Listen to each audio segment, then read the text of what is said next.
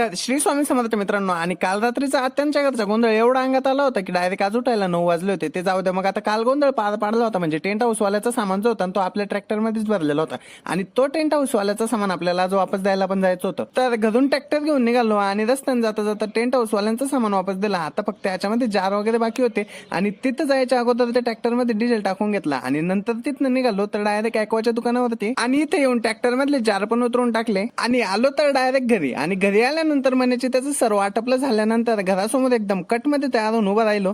आणि तेवढं त्याचं आठवलं की जशी तुळसाबाई आपल्या घरासमोर तशी प्रत्येकाच्या घरासमोर असते, मग ती जगण्यासाठी तिला पाणी पण टाकावं लागतं. आणि राकेश बनकरने नक्की तेच केलं.